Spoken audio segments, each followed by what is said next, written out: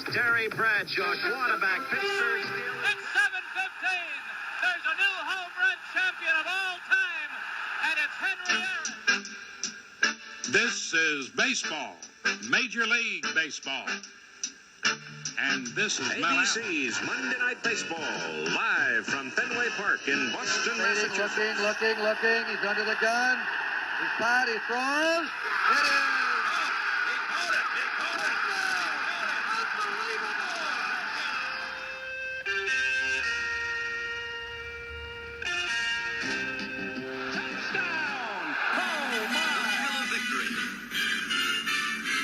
The agony of defeat. Down goes Frazier. Down goes Frazier. Hello, everybody, and welcome to another episode of the Past Our Prime podcast. Excited to be with you. You know, sometimes we talk about unbelievable moments in sports that are just kind of like for sports geeks. You know, they're not like part of the American lexicon. But this time, we are talking about the April 15th, 1974 issue with Hank Aaron on the cover after he breaks the all-time home run record. Isn't that unbelievable? Mark? It is. And I remember like it was just the other day. I watched Were you that there? game. No, but I watched that game on TV live. I knew it was coming because they were going to spoil it for a big TV national audience, so you knew he was going to hit it that day. Did you? Yes, and Mr. Al Downing threw that one pitch, and history was made. You know, the thing is, the guy hit 755 home runs, so it's not like you ever had to wait long for Hank to hit a home run. He didn't go too many games in a row. You know, 3-4 games, he would hit a home run because, you know, he averaged... He was never like your 50 home run guy. He wasn't that He guy. just was the 40 home run for, 15 years. Right. He had the longevity. Mays probably had these bigger years, Yeah. but it was Aaron that had the longevity and this consistency. I think the thing, looking back at that day, I was, 9, 10 years old. I just thought it was cool. There was 2 fans on the field. I remember my seeing gosh. that. I kept thinking, how did those guys get out there? That is so cool. Patting them on the back. I Right. kept thinking, oh, yeah. I know. Yeah, but Hank looked annoyed. He was like, Well, "Ah, yeah, get away, He get did. away, get away from me." I swear to you, every time I see something like that, because those guys, I don't know if they got arrested. But they became friends with Aaron after that. He Oh, was is that right? friends with those, yes. Oh, that's funny. I always think of the Seinfeld episode where he says, "I'll give you $50 to go blow in that guy's soup," and he's like, "You'll be giving them a story for the rest of their lives." That's right. You know, and so if people had more of that sense of doing things. Yeah. I mean, we kind of do in this day and age of TikTok and stuff, and you see people taking selfies and falling to their death, so they might take it a little bit too long. But yeah, those 2 guys, I had forgotten about those Yeah, knuckleheads. because the one guy ran with him almost around like third base, and I just remember as a kid thinking, that is so cool, because my mind was like, wow, they get to be out there. Right. As a 7-year-old. Yeah, right? yeah. So you can't see that happening today. Let's just Oh, say, my Oh, God. they'd be laid out. Right. They'd be hammered. Getting on the field, trying to pat Otani on the back as he's running. Right. No, not happening. And the Well, players might and- actually whack you, too. And not to get ahead of the story here, but Hank was going through all sorts of racial, Yeah. and so you got to Death think threats. death threats Yeah. that the FBI had to be like, kind of like their first thoughts, like, who the heck are these 2 Yeah. idiots out there? Yeah. I'm sure. Then I forget what happened. He's rounding third, and they keep going to the straight to. They don't follow him home. No, right? they don't. But you brought up something really interesting, and I'd like to talk to our guest about that as well, too, is Hank had some real reservations about going to Atlanta. Remember, they were in Milwaukee. Right. And then in 1966, I believe was the year they're moving to Atlanta. It's the first baseball team in the Deep South. And he was kind of worried, about that. But in the end, as much as... Rightly so. Right. And in some ways, I mean, I know Jackie Robinson obviously is a trailblazer, but Hank Aaron was also one in that he's the first sort of star African-American player to go play in the Deep South, Right. our team based there. It's not a coincidence, or was it not planned that Jackie was in Brooklyn, Yeah. Right. a much more progressive if you will, 1947 version of Progressive. It wasn't St. Louis, Chicago, or something like that. But I'm saying, the thing about Hank Aaron, from what you read and hear, he was such a good man. So he was someone that, as bad as it was, and it was terrible, he was able to. Compartmentalize. That's it. Yeah. So he was able to do that. But I just heard he was just a great man. He was perfect for that situation.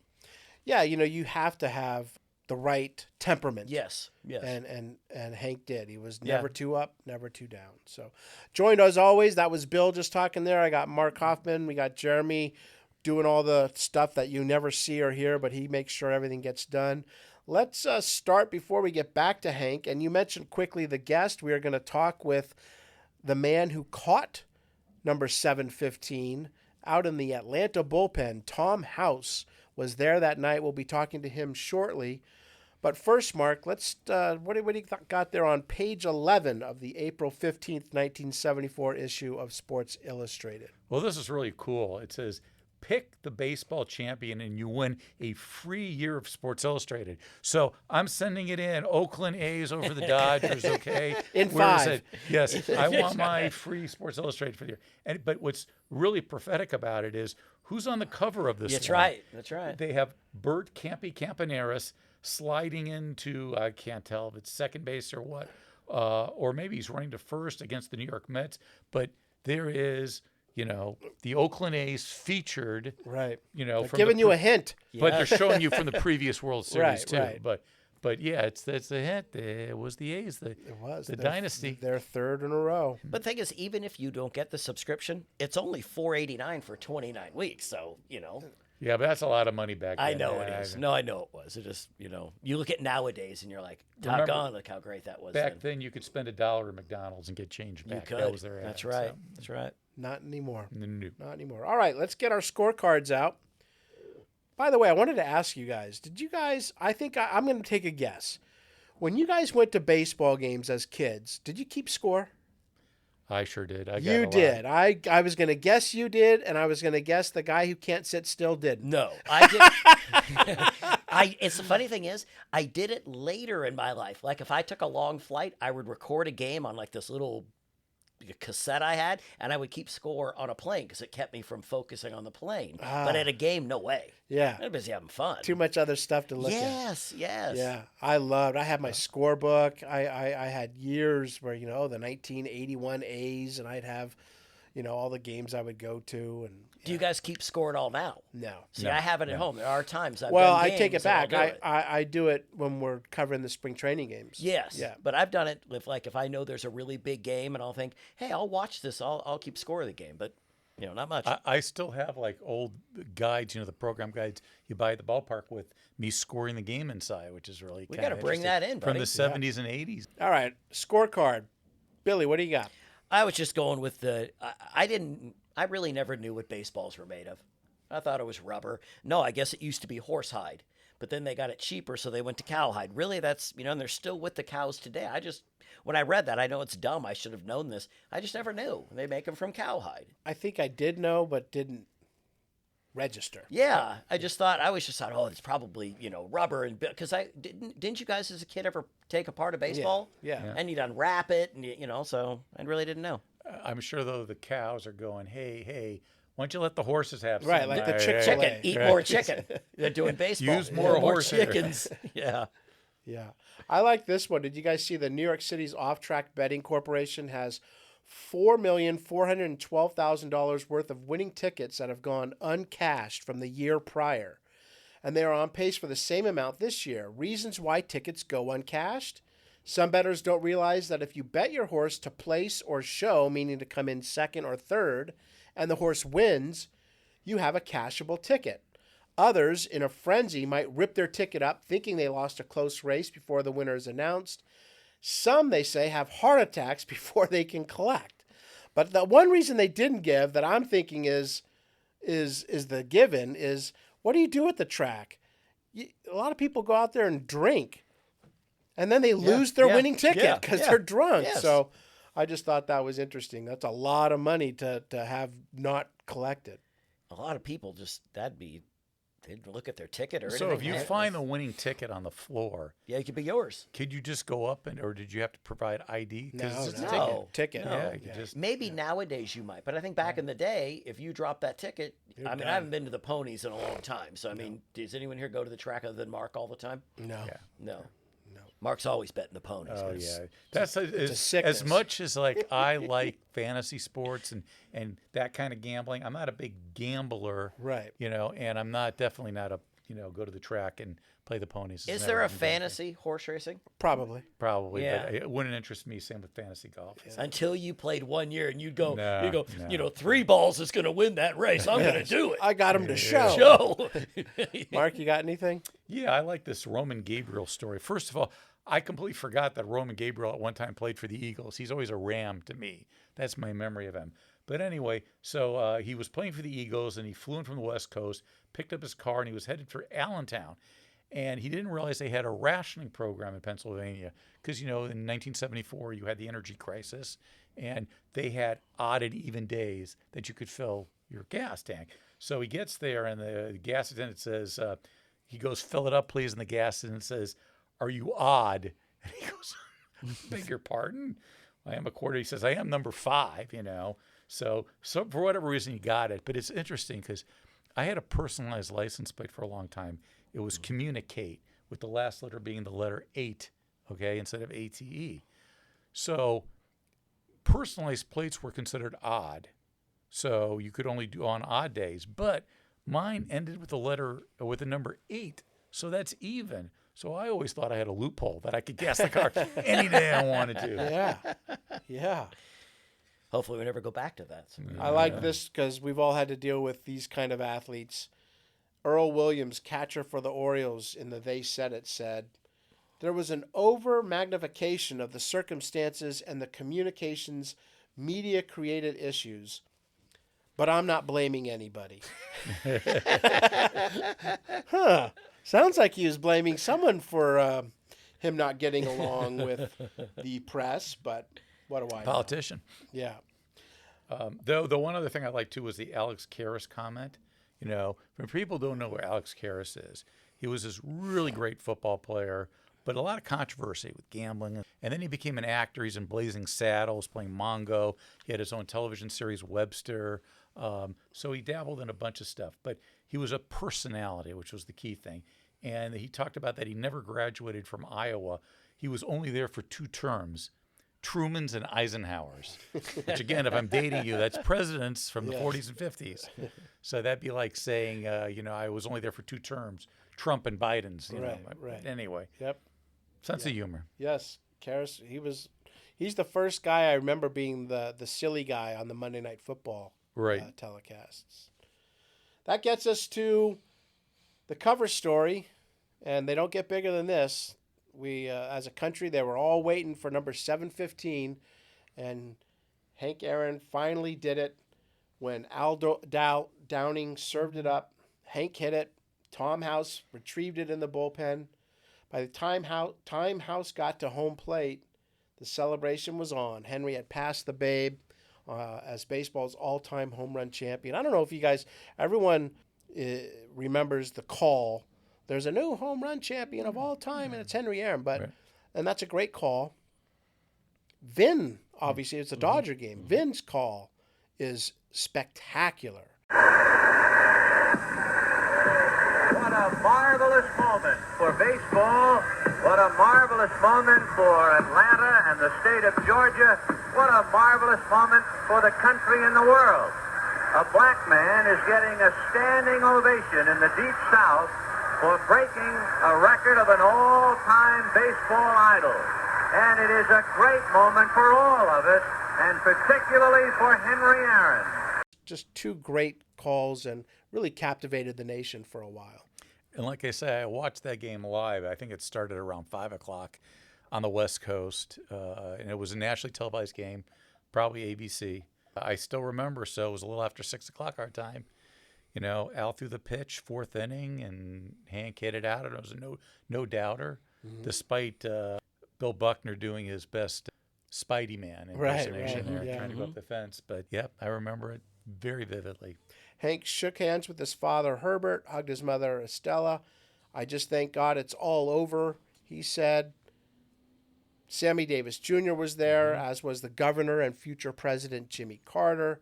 Al Downing said before the game that he wouldn't do anything different than he always did. I think people will remember the last one he hits, not the 715th. So Al may have been a really, really nice guy, but he was really wrong about that because nobody remembers that it was 755? Dick Drago who gave up number 755 as a member of the Angels.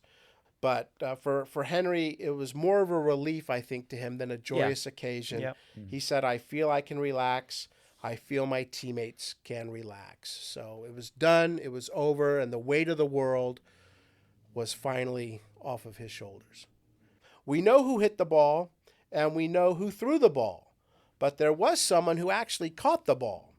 In the Atlanta bullpen, lefty Tom House, a major leaguer for 8 years, a USC Trojan, but we'll look past that. Right, right Mark? Right? Yes.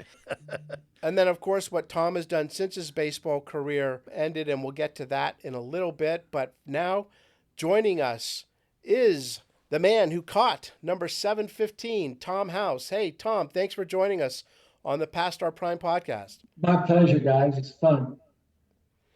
Though, Tom, let's talk about that night just to start. What do you remember? Because it wasn't just about that night. It was like, to start the season. Is he going to play in Cincinnati? I mean, there was obviously all this attention leading up to this one moment that finally was like the balloon popped. It was over. What do you remember? Well, it actually went all the way back to the end of the 73 season because the hoopla surrounding it kept building and building, and there was stuff off the field, death threats and can't do this, and when the season starts, does Henry play all 3 days in Cincinnati? What happens if he hits a home run the first day? We want to break it at home, and all this weird stuff. And Henry was, for all the hoopla that was going on, he came in the ballpark every day, and you would have never known that anything at all was going on. But that particular night, there was obviously extra media. Atlanta Brave fans at that time, there was a core of about 15,000 fans that were there all the time. And this Monday night, it was starting to get crazy. It was a full house before batting practice. It was crazy. So you could feel the extra. And I don't know if you're aware that the bullpen pitchers, we had separated into our territories. We drew straws to see who got a particular 10-yard territory. And a lot of people don't realize that I had thrown batting practice to Henry. He had difficulties hitting a screwball off of a left-handed pitcher. So I, at least once or twice a week during spring training, for the whole 7 years we were together, I got to go over to Diamond 86 in West Palm and throw batting practice to him. And I had kind of noticed that on fastballs away and changeups away, when he hit home runs, they were in left center. So that was the area code I took. And Buzz Capper was to my left, and all the salty veterans were playing as close to pull down the left field line as possible. So that was all set up ahead of time. There were all kinds of stars going through the clubhouse. Sammy Davis Jr., I think you mentioned, had come through and said, if anybody in the bullpen catches the ball, I'll give you $25,000, and Henry will come out to my show in Las Vegas and I'll give it back. And George Plimpton, the author, had come through. It was really a cool night. My gosh, what would have happened if he had gone opposite field? I can tell you, early in his career, he did hit a lot of home runs to the opposite field. But by that time in his career, he pulled everything. He could actually, as strong as his wrists were, he could reach out and flick a ball that was 6 inches off the plate away. and pull it to left field without any issue at all. So everybody kind of knew it was going to pull a home run. Um, but again, it was a pretty exciting night, and it was just a matter of what pitch and what at bat he was going to get it done that night. I can only imagine if the thing had dragged out more than one night or two nights, people would have gone crazy. What was Hank's mentality like going into that game that evening?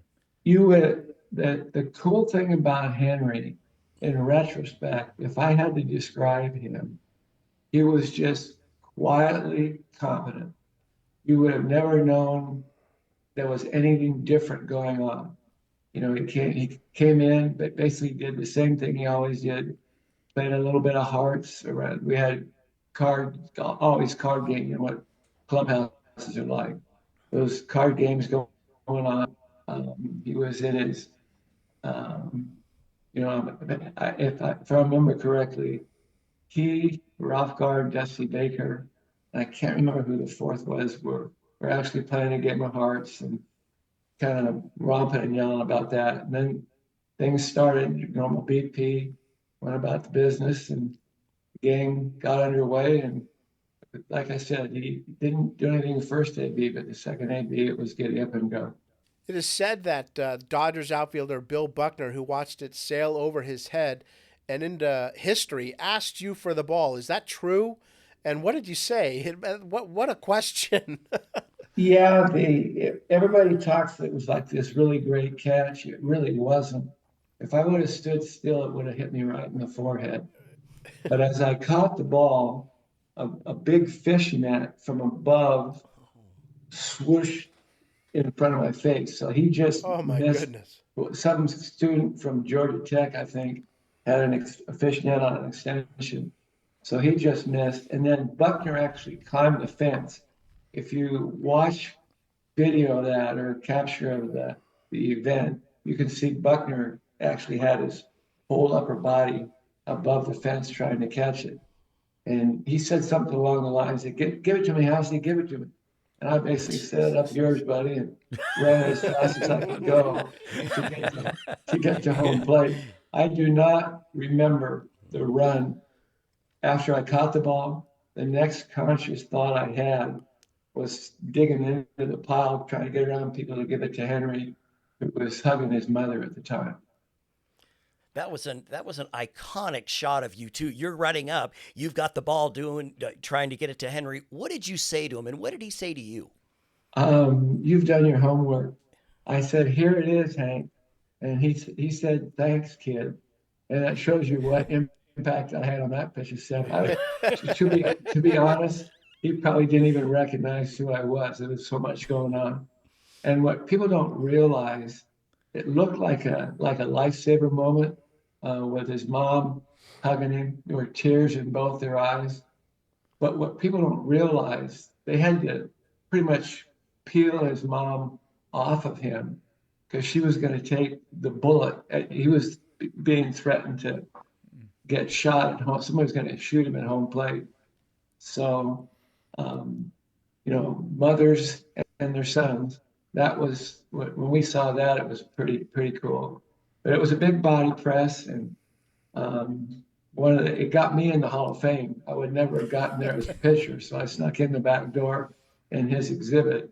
And it's, I joke, but it's the truth. The good news is that was the highlight of my major league career. The bad news is that was the highlight of my major league career. Never a dull moment. I really enjoyed it. And they're having their 50th. Everybody is getting together again in Atlanta on April 8th, this next month. So I guess Dusty, Ralph, myself, and a couple other guys are going to go in, and they've done a documentary about Henry, and we're going to kind of relive the moment. So I'm looking forward to that. Oh, that's fantastic. Yeah. When you're around someone like Hank, did you feel like you were in the presence of greatness? Was there any kind of aura that he had that would demonstrate that? It was just the opposite. You really didn't even know he was in the game. until you read the scorecard the next day. He was like just quietly competent. Although probably 7 or 8 times in the years that I played with Henry, he would come into the bench and say, "Get me to the plate, boys. This game is over." Or he would say, "This guy's going to throw me a slider down and away, and I'm going to take him to left center." And games, he would actually um, call pitches, and he pitchers and how they tried to get him out as good as any athlete I've ever seen. One thing I have seen with superstars, they have a tendency to be able to remember game situations and like quarterbacks, what pass they made, and Henry, what pitch he hit off a certain hitter. He was a savant when it came to that. But as far as being a noisy player or calling attention to himself, he just went about his business and did it day in and day out. I think you had mentioned the threats against Hank, and I think people don't remember or realize that when the Braves franchise moved to Atlanta in '66, it was the first franchise in the Deep South. And here's Hank, a black man, going to a team in the Deep South when there's still a lot of racism going around. What made Hank be able to overcome, I guess, animosity and win fans over? Well, it's when I look back on it, I signed in 1967. And like you said, the Braves had gone to Atlanta in 1966. And all the black ball players in that generation, that era, had gone through an awful lot to get to where they were. And Henry's makeup, his personality, you could never really tell whether he was angry, scared, excited. It was just, he was Mr. Steady. And probably the perfect superstar to be in Atlanta at that time was Henry Aaron. And he was embraced by the community, obviously because he was not only a great player, but he was a good person too. And I think, again, the Braves were fortunate to have the backbone of their team be Henry Aaron. It had to be troubling for you guys to know, and maybe you didn't even know the full extent of what he was going through with all these death threats and having to get updates from the FBI on a daily basis. It had to be troubling for you guys as teammates to know what he was going through when this should have been the greatest moment of his life. Yeah, we knew stuff was going on because it was the first time I think a ball player had a personal bodyguard, Calvin. I can't remember Calvin's last name, but leading into the off season, toward the end of the '73 season, Henry was not riding on the bus from the hotel. He was going to different entrances in all the hotels. He wasn't under his name. And as it turned out, Dusty Baker and Ralph Garr kind of became his sidekicks during that time. And I don't know if you remember the name Donald Davidson. He Yes. was the traveling secretary. And Donald had basically, he and Donald were buddies. They had a drink together. Donald always made sure he got into his room safely. He was under different names. It was the first time I had observed what is, I guess, normal for superstars right now, where they are kind of protected from the media and the fans by the organization and how they get in and out of stadiums and in and out of hotels. That was the first time I'd seen it. And obviously Henry took advantage of it. Whether he liked it or not, I don't know. But he was always in hotels under a different name than Henry. And again, didn't travel with the team from the airport to the hotel. So he was taken care of, but it definitely wasn't easy for him. Did the years help at all? I mean, after the '74 season, did the future years help, or was it still he needed, to take precautions sometimes? No, the visibility and the pressures that led into the '74 season and chasing down Babe Ruth, they were a little bit less, and it just became, in my opinion, because Henry was so good and so consistent, it just became matter of fact. Now, every banquet we went to, it was brought up Henry Aaron, the man that broke Babe Ruth's home run record. That became part of every banquet and every trivia book and every trivia question wherever we went. But as far as day-to-day playing, as soon as the home run was hit, the rest of the 74 season was business as usual. You had obviously been his teammate for a while. You played cards with him, you pitched batting practice to him. What did you learn from him that you take with you nowadays? That, as I look back, and again, my perspective was a little different than most, because I was always the ninth, 10th man on a 10-man pitching staff. And what impressed me the most about Henry was he treated me just like superstars, like Eddie Matt, like his teammates that were stars of the moment. He treated the everyday guys like myself as good as the same way as everybody else in the clubhouse. He was Mr. Consistent, simple. He didn't have any complex activities or overthinking anything, just show up and again be as steady as an athlete can be, predictable. It just so happens, Mr. Ninth and 10th man on a pitching staff, that 1974 happened to be your best year in the bigs, with an ERA under 2, in I think over 100 innings of pitching. So that was a good year for you on many different levels. Yeah, I like to say my career was marginal, really, really good, marginal. And Don Zimmer had the best evaluation of me that I've ever heard. I was with the Red Sox at the time, and he was going around before a series with New York saying, Carly Yastrzemski, you're this to the Red Sox, and Freddie Lynn, you're this. And he came to me and he said, Tommy House, you're marginal to horseshit, but you're predictably marginal to horseshit. So that was kind of me. I had one year that was an outlier, but for the most part, I was just an average big league pitcher, maybe a little bit less than average. You were obviously a student of the game with a PhD in sports psychology. So you're playing. If this were a play, we'd say, okay, it's time for intermission. Act 1 is over, and come back for Act 2, because Act 2 is your playing days end and your teaching days begin.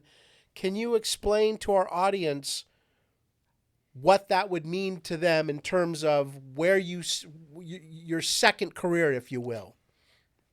Okay, boy, you guys really have done your homework. I'll pal around with you anytime. So, because my mom was an Iowa farm girl, and my dad was a nerd engineer. So they never really understood how anybody could make a living playing sports. So as my brother and I were growing up, my mom would let us play sports if we got straight A's. Our rule was no A, no play. So we got A's.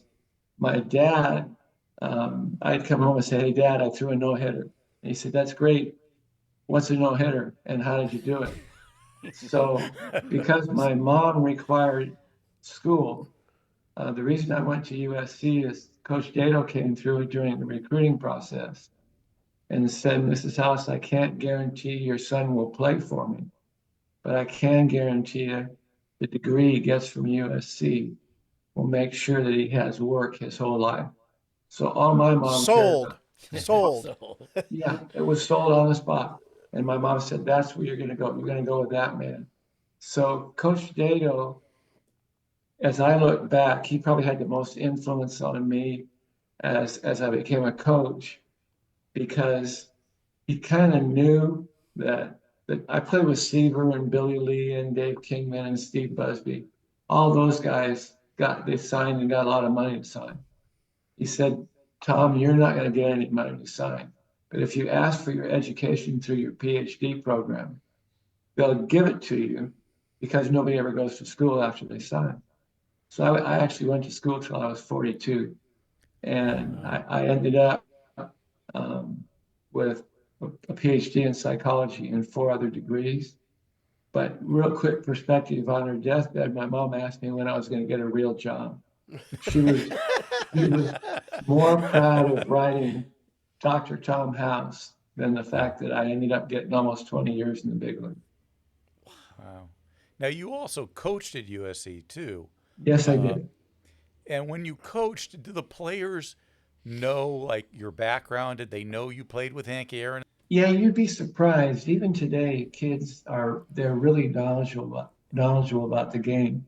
And the reason I went back to coach there wasn't just to be a coach on the field. That's when I started doing most of the research that is carried on today, the three-dimensional motion analysis and the wireless EMGs, and looking at human performance as mechanics, functional strength, etc. So I see your point. Is there something I'm missing here? No, your No. picture went to black. That's all. Okay. Now it's back. We see you. Okay, we it's see back. All right. So did I answer that question? I can't remember if I finished. Yes. So tell me, this is what I do. As you get old like I am, I'll always tell the kids, tell me what I just said. And they think I'm checking up on them to make sure they're listening. It's because I actually forgot what I just said. So I'm being honest. Did I answer that question properly? You did. I forgot what I did 5 minutes ago, so it's okay. I don't even remember what he asked. Who is this? So we all deserve each other. Let me ask, Tom, you have a special relationship with Nolan Ryan. Tell us about that relationship and what he did at his Hall of Fame speech. Well, again, I have been so blessed to be able to be around the Nolan Ryans, and in other sports, the Tom Bradys and the Drew Breeses, and in golf, Phil Mickelson's. And what happened with Nolan, he came to the Rangers as a free agent because Bobby Valentine and Tom Grieve was the GM of the Rangers, and Bobby V was the manager. And Bobby had played with Nolan in the Angel organization, and they kind of knew of each other. And when Nolan was looking to where he was going to sign, Nolan is a very strong family man, and he was looking for a place where he could bring his kids to the ballpark every day. His family could travel with him on the road.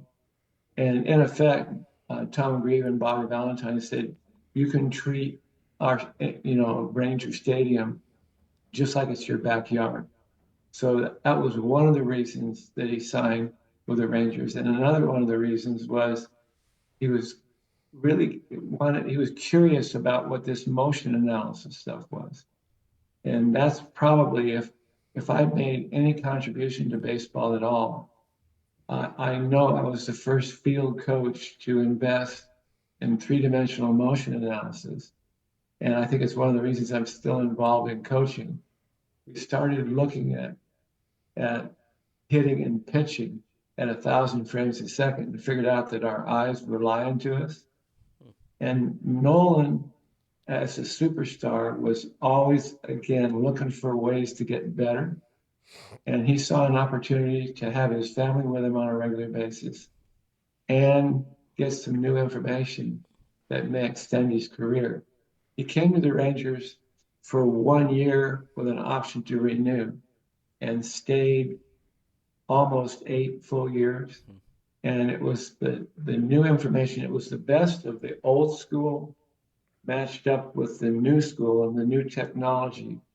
And I think that combination and the fact that his work ethic and trying things out in the weight room, throwing the football, paying attention to nutrition, and all the things, he would have been a Hall of Famer even before, or even if he hadn't gone to play with the Rangers. But the numbers he put up when he joined our ball club, he was a better pitcher from age 39 to 46 than he was from age 19 to age 38. And the numbers validated it. And he was probably one of the first superstars to embrace all the new science and all the things that are kind of taken for granted in today's game. I think that says so much about Nolan because he's 38 years old. He's a Hall of Famer. Why do I have to do anything different? You know what I mean? He could have easily blown you off. Yeah. Instead, he embraces it, and that benefited him, and it obviously benefited you. And again, I was truly blessed, and so was the organization, to have Nolan show up and embrace all the new science, everything we were doing. And we had on that 10-man pitching staff that Nolan was there for seven years with it. We had 5 guys pitching their mid-40s, not just Nolan. Jamie Moyer pitched till he was 49. Bobby Witt, Darren Oliver, all those guys, because of Nolan, probably accepted the new stuff. Everybody made fun of us throwing the football until Nolan showed up. And as soon as he started throwing the football, it became okay. So, it was like where the German phrase is Zeitgeist. It was kind of an idea whose time had come. And Nolan was the perfect guy to kind of break the barrier and make it okay to try science-based stuff. Just like I was lucky hanging around with Henry when he was an everyday player to elevate my status in the game as a 10th man pitcher. Nolan was the first guy to elevate what we were doing with the Rangers by taking it, embracing it, and actually having it work. He actually threw, 2 no-hitters. Right? Actually, his 3 no-hitters with the Rangers, but the last one he threw, it was 43 or 44. And did you hear the story? Have you heard the behind the scenes on that one? No. This is the one where he's warming up and it's terrible. His back is bothering him. He's got his left knee is barking. And he went through his process and gets to the bullpen to get warm to go in the game. And it's ugly. Bouncing his breaking ball and no fastball, grunting. And all of a sudden he just walks off the mound in the bullpen and heads for the clubhouse. And I busted down to Valentine on the bench. I think Nolan just quit. He just walked to the clubhouse. He said, "Well, go find out what's going on. I'll get Barfield going. But we got to know, is he going to pitch?" So as I'm walking up the tunnel to get into clubhouse, I see his legs coming down, and he didn't make the national anthem. He jogged out after the national anthem, and in the first inning, he threw 13 pitches, 3 strikeouts, and looked up at the slowest fastball he threw was 95 miles an hour. So he sits down next to me on the bench. I said, "Nolan, what the hell's going on, buddy?" He said, "Tom, I don't know, but this is one of them dark days." And he looks down the bench and he goes, "Boys." Everybody stops because Nolan's talking. He said, "Get me 1. It's all I'm going to need today." Now, all of a sudden, my fear of job security, because Nolan wasn't going to pitch it, all of a sudden I'm feeling pretty good. After 9 innings, 14 strikeouts, 1 walk, no hits. He called it in the first inning off of that horrible warm-up. So after the game, ice bike, the media, he and I are the last ones walking out to our cars in the parking lot. And I said, "Nolan, help me out here. You walked off the mound in your warm-up. I mean, what was going on in your head?" He said, "Tom, it weren't getting any better in the bullpen. Had to be better in the game. And besides, I'd done everything I could do to prepare for today's game. If I hadn't wanted to work, I shouldn't have hired out."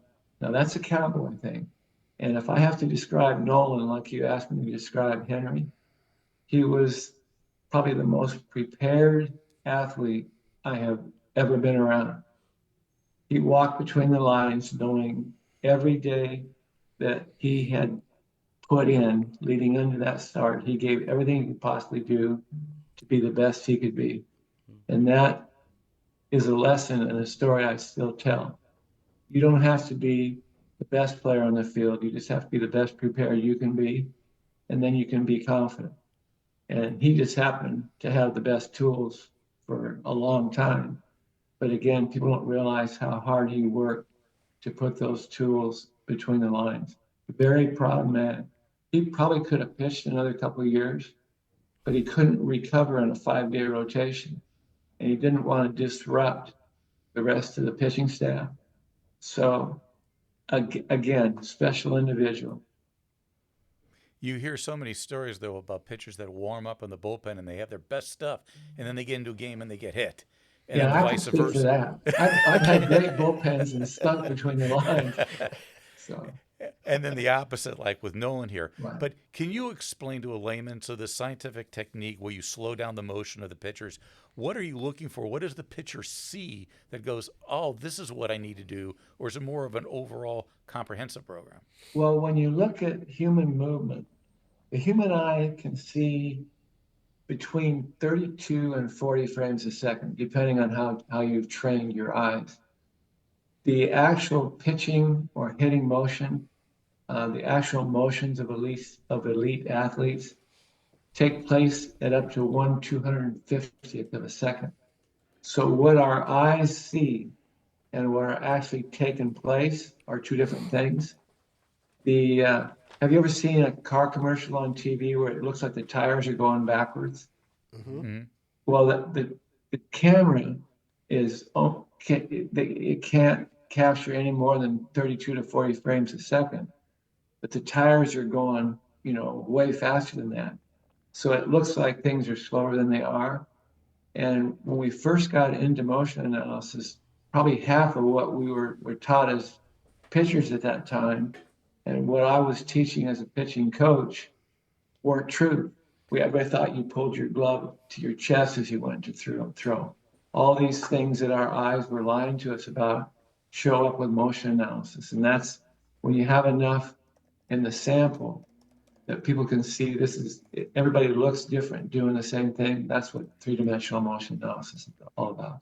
So it's basically your arm angle's too high or too low. We notice that, or is it an adjustment like that? Yeah, it's things like, when you were, I don't know if you guys played, but ever heard the term get on top? They want everybody to create that downward plane. Well, it turns out that very few pitchers are overhand pitchers. And the ones that are, to get over the top, they have to move their head to clear their arm. And long-term use of doing that, for every 1 inch of inappropriate head movement, it costs you 2 inches of release point. And all of a sudden, with enough sample and enough analysis and quantification, you can start saying that if you do this, then this is going to happen.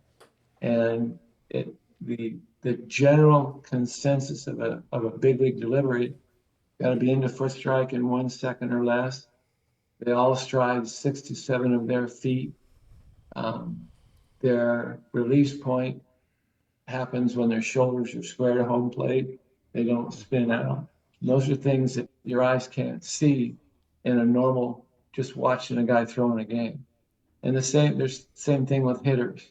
They learn the same thing. Everybody thought that, you hit, your hands have to bleed and get out in front, get the ball. The Bonds family, both dad and son, Barry and Bobby, when they swung at a 95-mile-an-hour fastball, their hands weren't out in front to make contact. When the ball was at the cut of the grass, their hands were still behind their head, and nobody thought that that's what happened. But again, that was what motion analysis was all about. And that's where I have to thank Tom Grieve and Bobby Valentine, because they allowed us to bring that technology right into the stadium. We were capturing hitters and pitchers, and we didn't even know what we're doing. We looked at it for almost a year before we started being able to teach from it. So it sounds like it was a seamless learning curve. It wasn't. Half the time we didn't know what the hell we were doing. Fool them until you figure it out, correct? Oh yeah, you keep banging away, and eventually it will present itself. Now, Tom, you had mentioned about if any of us play in spring training a little bit ago. I was pumping them in at 62 miles an hour. You don't want to face me. But I have one question about Henry Aaron. Did you face him in a game at one time? Yeah, when he went to Milwaukee at the end of his career, I was with the Red Sox at the time, and I came in and faced him, and he hit a 110-mile-an-hour bullet at the shortstop. So the old atom ball. I didn't fool him at all, but he hit it at somebody. So I got him out. Oh But for 1. Yeah. It wasn't a box great score. pitch. Box score, he's 0 for 1, you're right? Oh, yeah. I wanna bring up, because you mentioned a few times the pitchers throwing the football around, and before you know it, Tom House, pitching coach, is known as Tom House QB Guru. And we're not talking about some quarterbacks. We're talking about the creme de la creme. Drew Brees, Tom Brady, Dak Prescott. How did that come about? Well, again, it was just one of those things that happened. We did know that you can't throw a football wrong mechanically and make it spiral. And the correlation for me was all my best pitchers could throw a football just like an NFL quarterback. It turns out that because the football was heavier, there was some strength training involved. So you had strength training helping recovery, you had the spiral helping mechanics. And to be honest, the pitchers had more fun throwing a football than they do throwing a baseball. So we ended up throwing touchdown Tommies for their running, making it kind of fun to get conditioned. And then as luck would have it, in some rehab situations with Joe Montana when he had hurt his elbow, and with Dan Marino when his shoulder was bugging him, we actually filmed them with the three-dimensional motion analysis and saw that throwing a football is exactly like throwing a baseball, except you take a shorter stride, and because the ball is heavier, you take less of an arm path. But all the other things are exactly the same. The kinematic sequence, the hip-shoulder separation, the posture, the release point. Throwing a football, throwing a baseball is exactly the same thing. And once that word got out, I started getting people tapping on the door. Drew Brees was probably my first profile guy. Do you remember when he hurt his shoulder when he was with the Chargers? I don't know if you remember that far back, but he was literally in a free agent year, and he dove for a fumble, and one of the big defensive linemen jumped on his shoulder, and he came off the field with his shoulder just totally out of joint. We flew him to Dr. Andrews. Dr. Andrews put his shoulder back together, called me and said, we put his shoulders back together, but I don't think he's ever going to throw a football again. And I got involved with the conditioning and the rehab, and then kind of reframing his mechanics. And obviously, people don't realize he went down and tried out or threw for Saban with the Dolphins, and the Dolphins wouldn't pull the trigger because they weren't sure whether his arm would handle it. So he stopped by on the way home. He went to New Orleans, and the rest is history. And because I was involved with his rehab, I got to continue to work with him. And the quarterback community is a really, really small little fraternity. And pretty soon I've got the top 5 quarterbacks in the NFL, and now 3DQB, which is one of the companies I started with Adam Dado. They're dealing with probably 20 of the top 32 quarterbacks and most of the collegiate prospects. So again, not well thought out or planned. It just kind of happened organically. So you're not approaching them like, I'm a baseball player, but I'm going to show you how to throw a football. It's more like, I'm a scientist, and I'm going to show you kind of scientific methods of how to improve. That's exactly right. I got to take you around to explain that to people. We're rotational athletes. The way you swing a bat, the way you swing a golf club, the way you swing a tennis racket, the way you throw a football, the way you throw a baseball. It's all the same kid man. It sounds to me like the no A, no play motto was a good idea by your parents. Yes. Again, without knowing what we were doing, you guys may or may not think this is fun, but they kind of call me the Forrest Gump of sports behind my back, even though I know, again, I just happen to be at the intersection when all the cool stuff gets there. Man, it's just amazing with all these, with every sport. Do you ever even have a day off? I mean, you mentioned tennis, golf. Well, again, I've never had a real job. I've always been involved in some capacity with sports. And well, here we are talking sports right now. Yeah. When you're passionate about something, it's never work. And the fun thing is at this point in the arena we call professional sports, there's so much good stuff going on. The science is getting better. The technology is getting better. The money's getting bigger.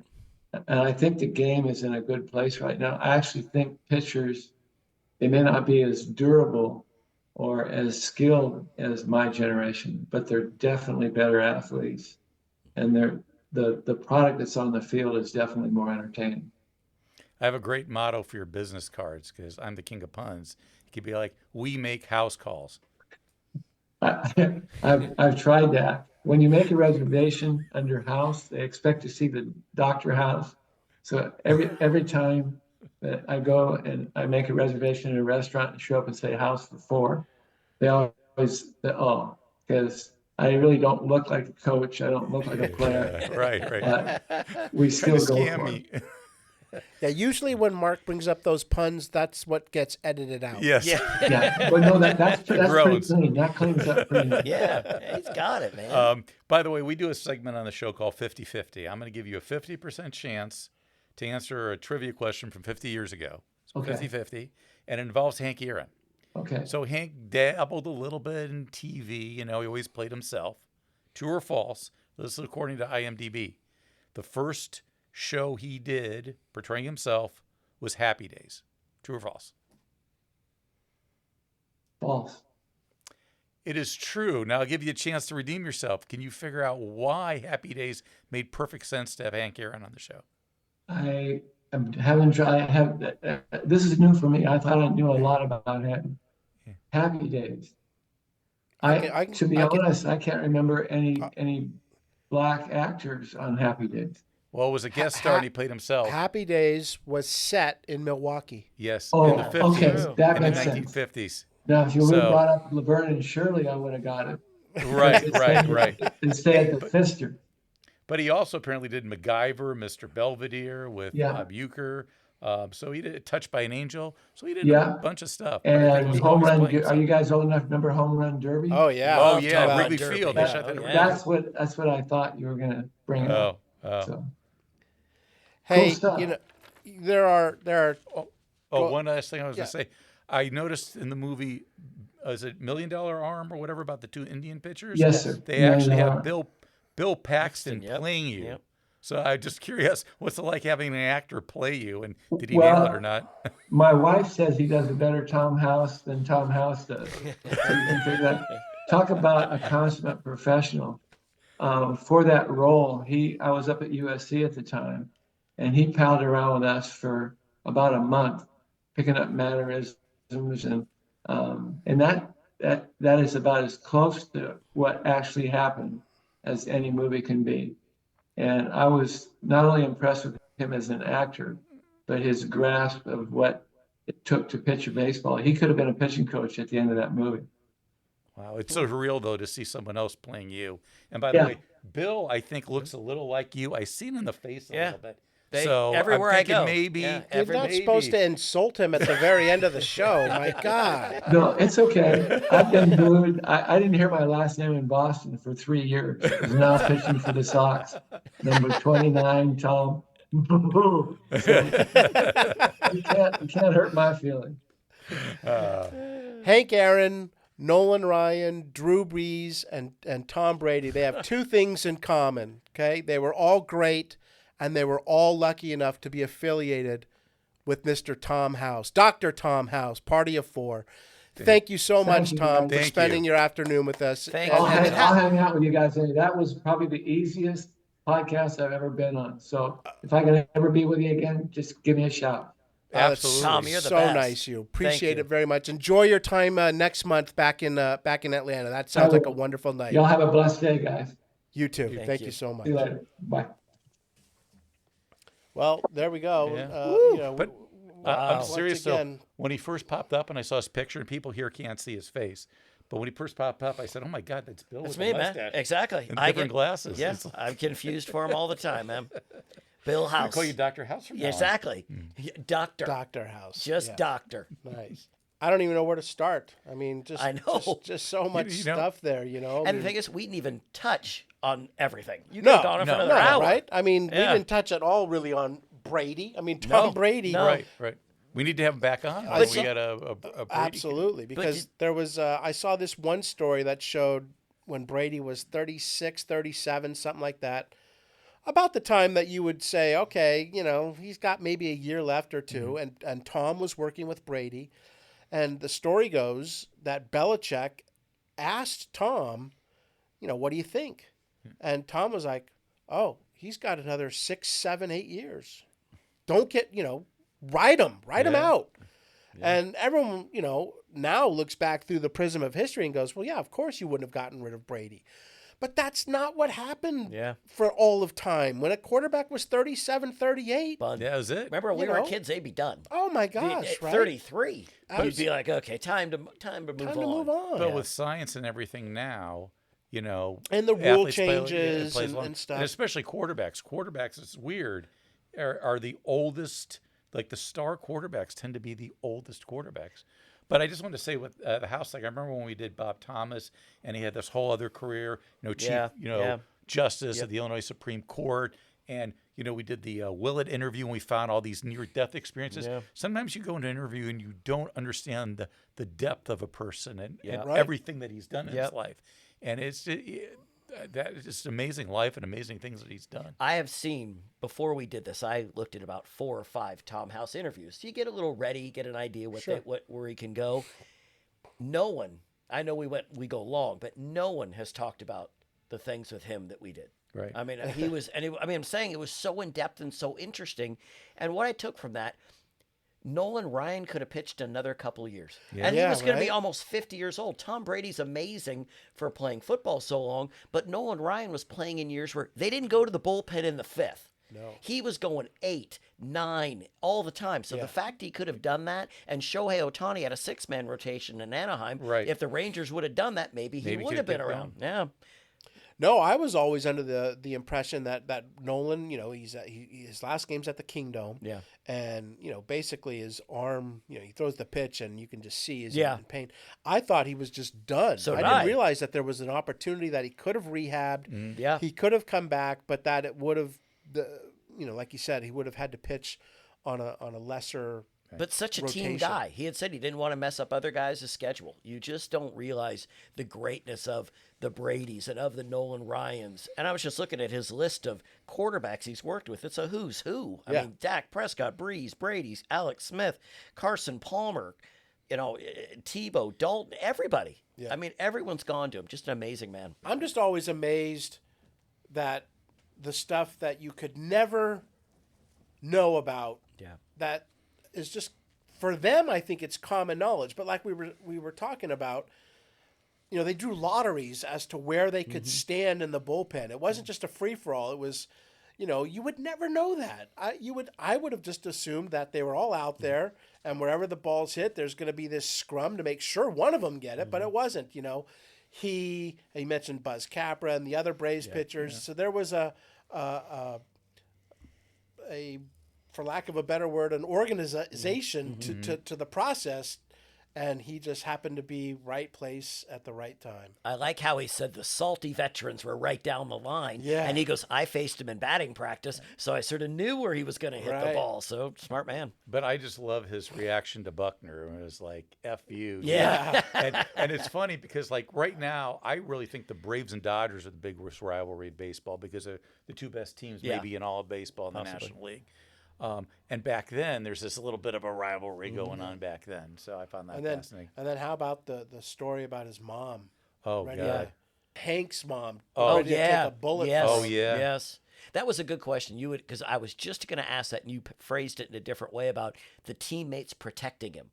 Because he said Ralph Garr and Dusty Baker pretty much became his guys because they knew what was going on. So they were those two guys really got to air it and said, "No, we're here for you too." It's just a really nice way to put it. And it's interesting, too, because we always call him Hank, but I think his teammates or friends called him Henry more than Hank. Yeah. And you'll hear that as you hear it in the interview and stuff like that. Well, there you have it. Truly an inside look at one of the greatest moments in baseball history, and then so much more from Dr. Tom House. Really enjoyed that. Let's go ahead and move on to a circus with one tilted ring. Can we go back 1 second though? No. Okay, going forward.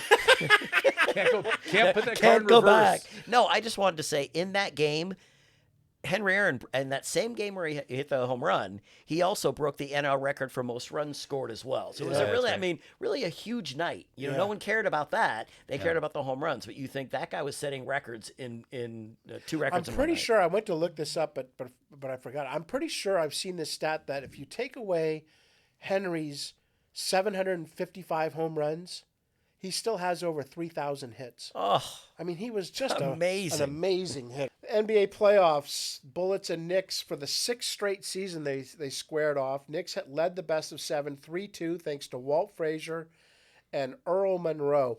When I was a kid, I never knew Earl Monroe was Earl the Pearl. really? I thought they were two different people, because like I said, I'm 6 years old. So when I would read an article back then and they would say Earl Monroe, and then later they would refer to him as the Pearl, That's fair. and I'd be like, I don't know who this guy is. In the late 60s, early 70s, my two favorite players in the NBA were Dave Bing of the Pistons and Earl the Pearl Monroe of the Bullets, and they were the Baltimore Bullets at the time. So it's interesting because his careers with the Knicks and Bullets, which were the two teams that kind of met here in the playoffs, Right. and of course the Capitol Bullets that one year, Right. and they had that distinctive uniform with the stripe going off the top of the jersey and stuff that no other NBA team had. Well, I just get off it because you're saying about the Pearl. I got confused on Walt Clyde Frazier. Yes. I thought they were two different guys. Right, So right. I thought, how can a team, they have the set, just different guys. I wish they would separate. I never knew how he got. and they wear the same number. Yes, I thought, is Walt, is he Clyde? Who is this guy? Yeah. Game 5 went to New York, 106-105, behind 38 from Walt Clyde Frazier. Walt had 20 and Clyde had 18. The defending champion Knicks would win the series in 7. Next up, the Celtics. So Did you remember the thing about Earl Monroe in there? So the basket was tilted, which is why he had a great game in Game 5 of the series. And they said, how could the basket be tilted? And he said, because he tested his eyes prior to the game. Monroe said, I don't know. Maybe it's me that's tilted. So amazing. The guy was great. He even said he had his eyes tested lots of times. He asked to because he needed glasses. Thinking, wow, that's a guy. That I remember, so I Hey, remember look the at Larry this. Bird story. I remember Larry Bird. I forget where, but he was shooting pregame at a place, and he said the basket's off. It's off, and they're like, no, it's not. And he goes, yes, it's off. And they came and measured, and it was like an eighth of an inch off, or something like that. It wasn't a foot off, obviously, but he was right. It was off. I mean. That's what made him a great These player. guys are genius. They are. These guys They are, are. they're Genius in their fields. geniuses. Yeah. Yeah. Philly takes a flyer on the cup. Bernie Parent Yep. Yep. Bernie Perrant, saving the Flyers' season. Yep. Philly goaltender is the savior the fans have been waiting for. A bumper sticker reads, "Only the Lord saves more than Bernie Parent." I love his comment where he says, after 5 years of marriage, because he had gray hair. He's 29 years old. Right. And he had gray hair. And he said, well, after 5 years of marriage, you'd have gray hair too. the thing I looked at is just Bernie Perrant. He started 73 games in the Isn't that- I know. 73, 74. Isn't that amazing? Nowadays, they have two goaltenders, so Right. they mix it up. He won 47 games, which is third all time. He had 12 shutouts. His goals against was 1.89. I mean, Dominant. In those era where they fought and they ran the goaltenders and they did a lot of things like that, that's absolutely amazing.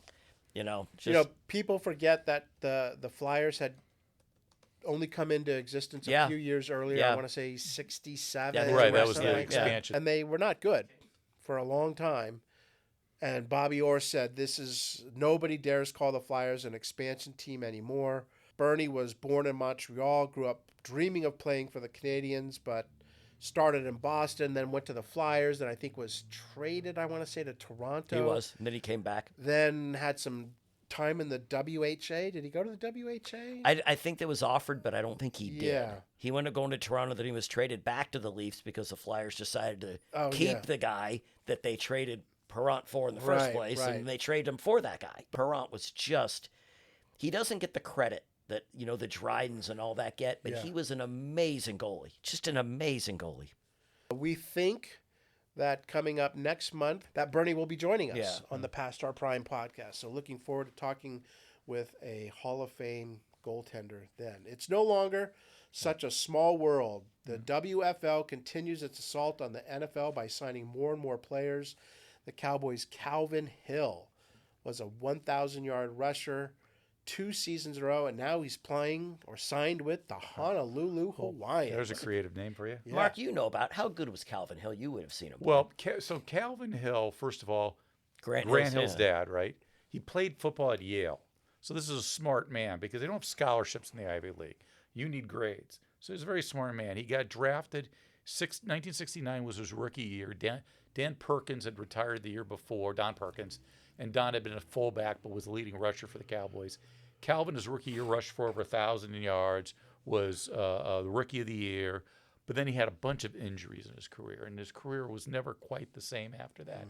So, to me, the more interesting thing about this World Football League was not the Calvin Hill thing, was Kenny Stabler signing with the Birmingham Americans. That's right. I had no never idea. played. Yeah, neither did I. But it wasn't for 1974. It was for 1976. Right, 2 years later. Right. So I'm going to play 2 more years with the Raiders, and then I'm going to go over and play for Birmingham, which is just... Which, of course, never happened because the World Football League folded midway through 75. But what did Al Davis think? Would Al Davis go, oh, sure, that's fine. Well, 2 years from now, we don't care, My guess is that Al Davis was thinking, we'll see if there is a WFL in 1976. And we'll and go. it But folded in 75. Basically, what all these players were doing, rightly so, right around when Lee Steinberg and Bob Wolf and sports agents became big, is they were just using the league as leverage. Yeah, they were going to absolutely. get paid for the first time. And that was true with Snake Stabler. But as a Raiders fan, I never knew that until reading this, that he wasn't close to signing, that he did sign. Could that happen nowadays, do you think? No. Would a team... There's too much money involved in players for them to do that. I figured. Plus, they're getting paid now. That's so right. That's true. You'd have to. How could you pay them more? Yeah, I guess you could. And Stabler played at Bama, so I think That's it right. was He was his, going like, home. He was going home. Yep. I just like the fact that Larry Zonka decided on the money he wanted while judging a Playboy Bunny contest. I know, right? I thought, that's a man that knows. He's doing the right thing there. Yeah. Number 3, $4 million. And Vida Blue of your beloved A's Right. actually he had That's a right. quarterback in high school. He wanted to go play. Yeah. in Well, there. because once again, they saw the money finally that they were. Aaron Banks, New York's martial artist. Did you guys read this one? I did. Yeah. Yeah. It was interesting. Interesting guy. He wanted to be an actor, didn't work out. Wanted to be, I think, a playwright or something like that. Didn't work out. Was a talent scout. Yep. He had this one gal come and sing for him. She stunk. She said he was horrible, or he said she was horrible. It was Barbara Streisand. And he also took the acting coach along with Harry Belafonte. That's right. That's right. Not bad. Finally found his calling, which was karate and kung fu and jiu-jitsu and all that stuff, and he would promote these big shows in Madison Square Garden. This one was saying that they were moving on from a 5,000 person attendance to Madison Square Garden where they'd get 20,000, and he would put on these 2-hour shows that would turn into 4-hour shows, and it was pretty big for a while. Yeah, he sold out the Garden. Right. Like 2 shows, yeah. He was a big fan of Bruce Lee, who had just died the year prior. And in the late 60s, he had a couple of karate tournaments that were won by Chuck Norris. Oh, that's right. That's That's right. right. And remember, Chuck's not his real first name. What is it? Oh, God. Charles? I have to look it up. No, it's Bob? I'm going to look it up while you guys If Teddy. you ask Chuck Norris what time it is, he will say 2 seconds till. After you ask 2 seconds to what, he roundhouse kicks you in the face. Oh, Of course, those are those Yeah, Chuck Norris that's jokes right. that have become here it is. His real first name is Carlos. It was Carlos. Ramos, Carlos Norris. but he went not by bad. Chuck. Yeah, it was a good. And even in his 80s, he could kick our ass, all three no of our question. asses Yeah. with no difficulty. but I do wonder when I read this story, do some of these things ever come in handy? Like the 92-year-old Joseph Greenstein drives spikes through steel with his bare hands and bursts his chain with the strength of his chest. I'm not really sure if that, I mean, 92 is impressive. I'll give him that. And then the other guy crushed blocks of ice totaling 1,500 pounds with his fist. He made $800, but still, I never know if that really does come Right. in handy on like a daily basis.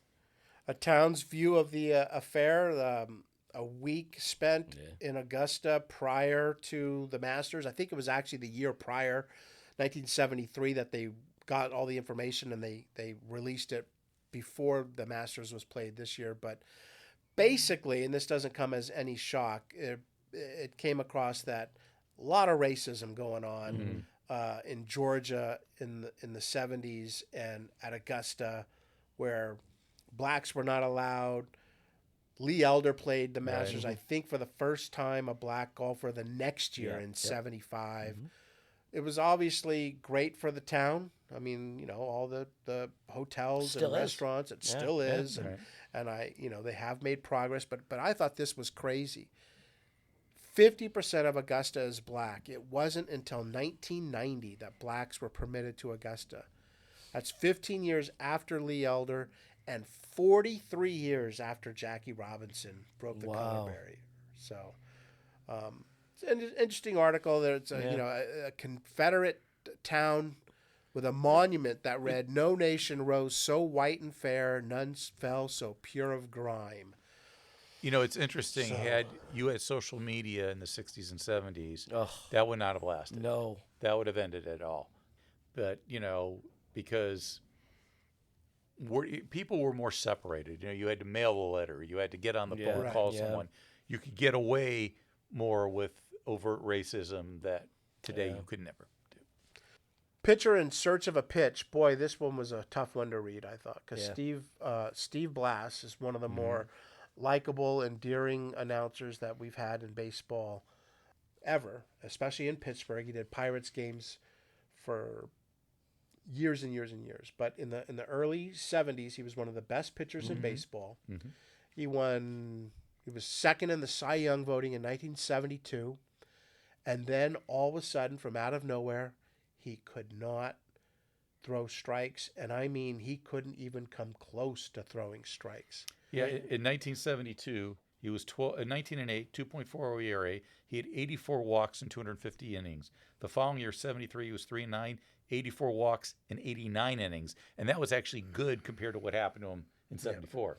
Did you read his 74 spring stats? He pitched 20 innings, gave up 17 hits, 22 runs, 33 walks. Yeah. And then you add in he hit 10 guys and 7 wild pitches. Just fell off the face of the earth. He got the yips and could never get out of it. Well, at the time, we had never heard of the yips. They actually called it at that time the Steve Blass disease because he went from an all-star to a minor leaguer in one season. But that's basically what happened. He just couldn't. After a while, it becomes motor memory. Right. And you've done it so many times that it becomes natural. And then once you have to start thinking about it, it's no longer natural, and then you can't do it. I'll tell you what, he could have used a Tom House. No question. But I'm saying, wasn't there guys like Chuck Knobloch couldn't or first, Steve Sachs and Mickey Sasser couldn't throw back to the pitcher? Right. There was a pitcher on the Mackie Tigers, Sasser. I want to say, named Kevin Sachet. He played for the Yeah, Mets, wasn't I he? remember him. And he went through that where he couldn't even throw to first base. Yeah. On a pickoff. It was just.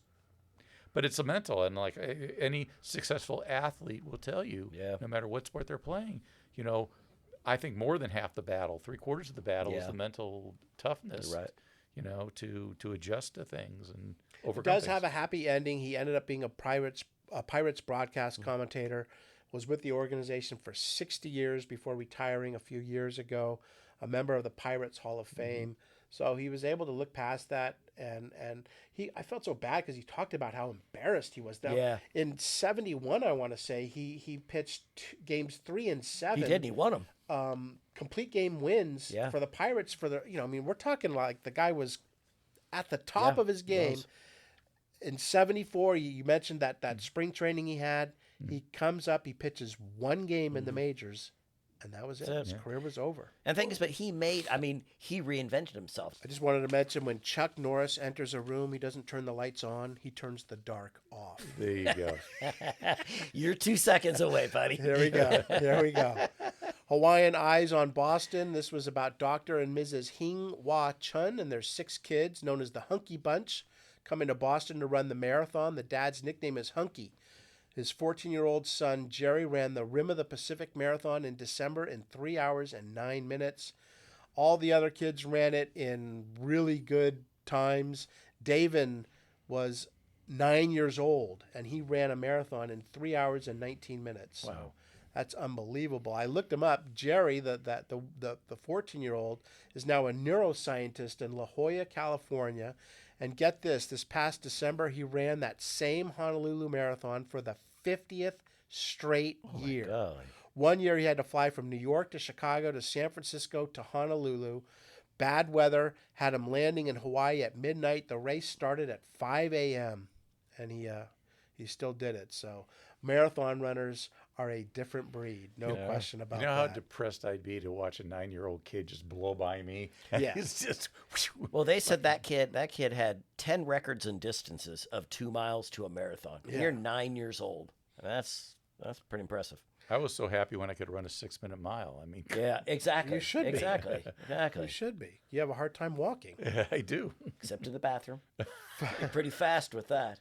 Flat top sails on his own. There was a time when bowling Don't was piss on me off. TV a lot. Did you guys ever watch bowling? I on TV? loved bowling. Did you really? Oh God, I used to have. Remember Bowling for Dollars with Yeah, Chick that's Hearn? what I would watch. Bowling for dollars. But Earl Anthony, which they talk about here, I had heard of him when I was a kid. No, but he was the only. Yeah. Oh yeah, he was the I had- only bowler we knew, pretty Yes, much, right? yeah. Right. And Earl Anthony was the biggest name in bowling. Do you realize this is something I don't know if you know about Earl Anthony? Bowling wasn't the only sport he ever participated in. That's right. I know this. You do know I this. do know this. Do you know he was actually a minor league Yep. player in the Baltimore Royal system? Oh. He had an arm injury, and so Yeah. it stopped him. He was a very intelligent man too. And remember, Dr. House said that the natural ability, people don't throw over the top or whatever, it's Right. underhand. Bowling is a natural motion Sure. for the arm, underhanded, not throwing a baseball. Right. But Earl Anthony, they said he got started with bowling by joining his company's league. He practiced bowling 300 to 350 times a week, sometimes without pins, just to get the rhythm down. Just the motion. Yeah, that's quite impressive. By the way, I just have to pass one ad in this Sports Illustrated page 87. It's for Wranglers, and it's not jeans, but they're just showing, they say, Wrangler thinks Americans spend too much for clothes, and we're doing something about it. Have you looked at the clothes? Of course, it's not going to cost much. A lot of plaid pants. That's the Jam Par ones. I'm buying one of those to wear them in here. And there are a lot of bright red pants, yeah. too. My God. You don't have to do Of course that. you don't I'm have to going to. I found them, man. Of course you don't have to spend much of that. Oh, my God. I wish we had a visual aid for people here because I don't even know on the golf course that they'd allow people. They're in the great. 70s. I looked them up. I found a pair, the red ones. Oh yeah, bring it on. Just as a reminder, Chuck Norris destroyed the periodic table because Chuck Norris only recognizes the element of surprise. I'm going to get Chuck Ernst on your ass. Carlos. man. We got to get him on. Here. Carlos. We got to get Carlos on here, man. For the record, faces in the crowd. What do you got, Mark? Oh, boy. There was one interesting one. Winfred and Teresa Newsom. So they both were the leading scorers on their basketball teams at East Central State, which was in Oklahoma. They were also married. So it was husband and wife. I thought they were brother and sister. Oops. Yeah, no, they were married to each other. So I thought that was really, honey, how many points you scored today? I had 37. Well, I had 38. Well, you're doing the dishes then. He would never have said that. Yeah. I got David Thompson was named AP college basketball player of the year. That's a surprise. Yeah. And then Doris Coburn. Like bowling. 1975, she bowled a perfect 300 game. She was inducted into the New York State Women's Bowling Association Hall of Fame. A year later, she became a member of the WIBC, the Women's International Bowling, that's WIBC Hall of Fame. So she was quite the bowler up there with Earl Anthony. Nice. Yep. 19th hole. 19th you hole. got that, Bob? What do you got something, Billy? Well, yeah, we know that there was 2 people. 4 people hated Curry Kirkpatrick's interview or a story on Marquette. They hated it. And basically, they're going to eliminate their subscription because they called it the subscriptions to Bill Walton Illustrated. Yes. And then right underneath it is a guy going, I thought it was a fine article. It's a great article. So, and then one guy. They were basically mad because Curry, rightly so, painted the picture as the UCLA NC State being the championship game, and Marquette was an afterthought. And they were hurt by that, but let's be honest, 50 years later, that's still the case. It is, and it was the right call. Yes. And then one reader wrote about the need for a shot clock. Yep. Too many teams go into the 4-corner offense. They stall. It's boring and bad basketball. It would be another 11 years before college hoops implemented a 35-second shot clock. But Jim Tierney of New York was right on that one. Yeah. They needed a shot clock because that was not some of the most boring basketball I have ever seen in my life when they. I think there's one. There's a guy, Larry Wren.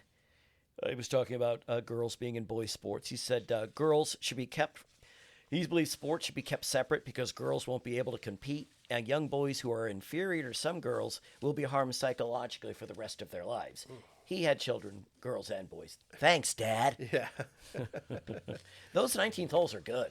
I enjoy People them. get fired. Yeah, especially because we've now read the articles that they're commenting. Yes, Right, and it's been 50 years and so many things have changed. There you go, the April 15th, 1974 cover with Hank Aaron on the cover. I want to thank Tom House for joining us. It was a pleasure getting to know him.